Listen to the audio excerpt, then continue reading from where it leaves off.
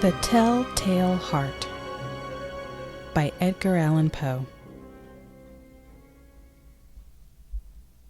True. Nervous, very, very dreadfully nervous I had been and am. But why will you say that I am mad? The disease had sharpened my senses, not destroyed, not dulled them. Above all was the sense of hearing acute. I heard all things in the heaven and in the earth. I heard many things in hell. How then am I mad? Hearken and observe how healthily, how calmly I can tell you the whole story.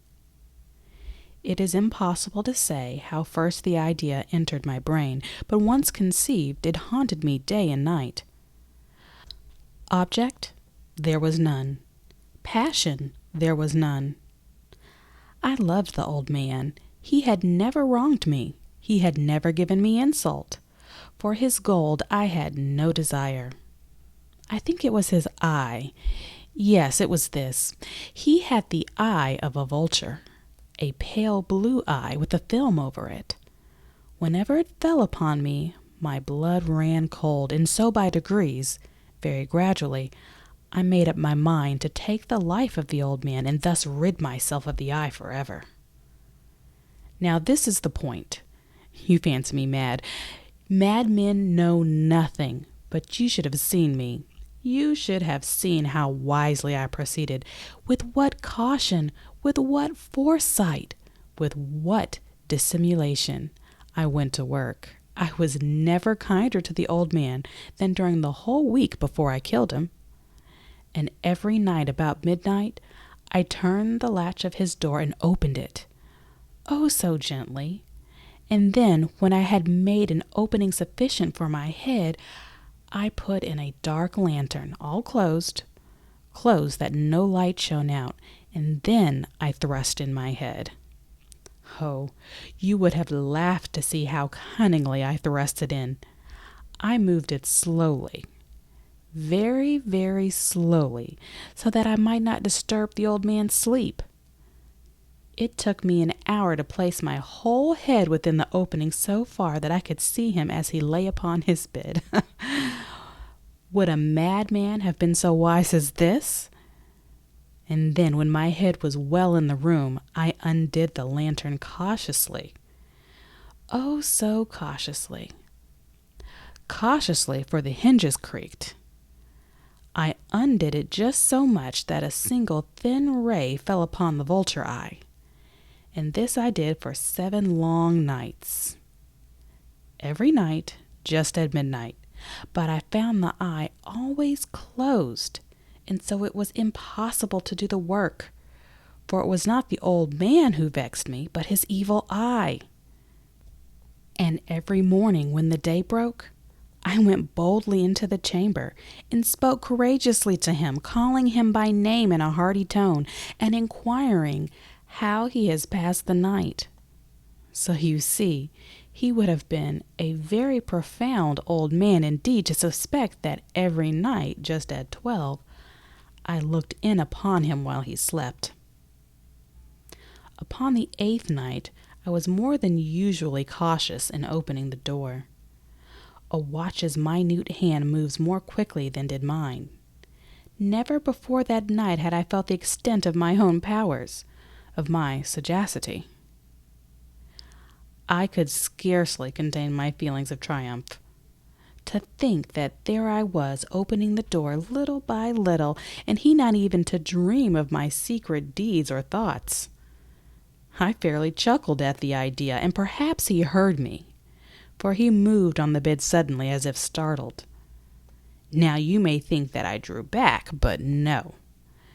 His room was as black as pitch with a thick darkness, for the shutters were close fastened through fear of robbers. And so I knew that he could not see the opening of the door, and I kept pushing it on steadily. I had my head in and was about to open the lantern when my thumb slipped upon the tin fastening, and the old man sprang up in bed crying out, "Who's there?" I kept quite still and said nothing, For a whole hour I did not move a muscle, and in the meantime I did not hear him lie down. He was still sitting up in the bed listening, just as I have done, night after night, hearkening to the death watches in the wall. Presently I heard a slight groan, and I knew it was the groan of mortal terror. It was not a groan of pain or of grief. Oh, no. It was the low, stifled sound that arises from the bottom of the soul when overcharged with awe. I knew the sound well. Many a night, just at midnight, when all the world slept, it has welled up from my own bosom, deepening with its dreadful echo the terrors that distracted me. I say I knew it well. I knew what the old man felt and pitied him, although I chuckled at heart. I knew that he had been lying awake ever since the first slight noise when he had turned in the bed. His fears had been ever since growing upon him. He had been trying to fancy them causeless, but he could not. He had been saying to himself, "It is nothing but the wind in the chimney. It is only a mouse crossing the floor." Or, "It is merely a cricket which has made a single chirp."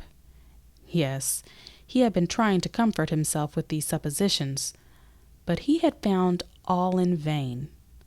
All in vain, because death, in approaching him, had stalked with his black shadow before him and enveloped the victim. And it was the mournful influence of the unperceived shadow that caused him to feel, although he never saw nor heard, to feel the presence of my head within the room. When I had waited a long time very patiently without hearing him lie down, I resolved to open a very, very little crevice in the lantern. So I opened it. You cannot imagine how stealthily, until at length a simple dim ray like the thread of the spider shot out the crevice and fell upon the vulture eye. It was open, wide open, and I grew furious, and I gazed upon it. I saw it with perfect distinctness, all a dull blue, with a hideous veil over it that chilled the very marrow of my bones, but I could see nothing else of the old man's face or person, for I had directed the ray as if by instinct precisely upon the damned spot. And have I not told you that what you mistake for madness is but over-acuteness of the sense? Now I say, there came to my ears a low, dull, quick sound, such as a watch makes when enveloped in cotton. I knew that sound well, too. It was the beating of the old man's heart. It increased my fury, as the beating of a drum stimulates the soldier into courage. But even yet I refrained and kept still. I scarcely breathed. I held the lantern motionless. I tried how steadily I could maintain the ray upon the eye. Meantime, the hellish tattoo of the heart increased. It grew quicker and quicker and louder every instant. The old man's terror must have been extreme. It grew louder. I say louder every moment. Do you mark me well? I have told you that I am nervous, so I am. And now, at the dead hour of the night, amid the dreadful silence of that old house, so strange a noise as this excited me to uncontrollable terror.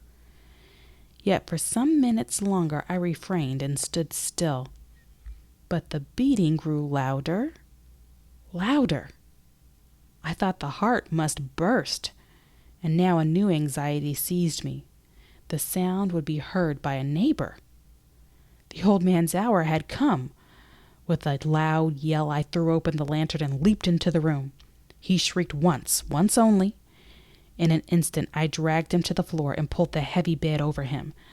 I then smiled gaily to find the deed so far done, but for many minutes the heart beat on with a muffled sound. This, however, did not vex me. It would not be heard through the wall.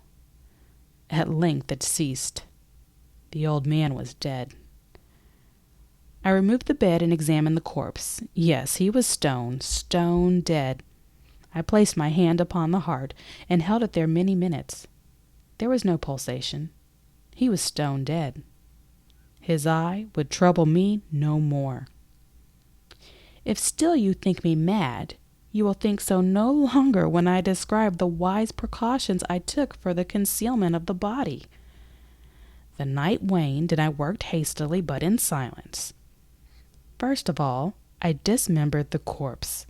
I cut off the head and the arms and the legs, and then I took up 3 planks from the flooring of the chamber and deposited all between the scantlings. I then replaced the board so cleverly, so cunningly, that no human eye, not even his, could have detected anything wrong. There was nothing to wash out, no stain of any kind, no blood spot whatever. I had been too wary for that. A tub had caught all. When I had made an end of these labors, it was 4 o'clock, still dark as midnight. As the bell sounded the hour, there came a knocking at the street door. I went down to open it with a light heart. For what had I now to fear? There entered 3 men who introduced themselves, with perfect suavity, as officers of the police. A shriek had been heard by a neighbor during the night. Suspicion of foul play had been aroused. Information had been lodged at the police office, and they, the officers, had been deputied to search the premises. I smiled, for what had I to fear? I bade the gentleman welcome. The shriek, I said, was my own in a dream.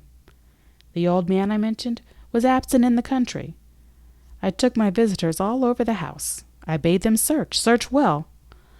I led them at length to his chamber. I showed him his treasures, secure, undisturbed. In the enthusiasm of my confidence, I brought chairs into the room and desired them here to rest their fatigues, while I myself, in the wild audacity of my perfect triumph, placed my own seat upon the very spot beneath which reposed the corpse of the victim.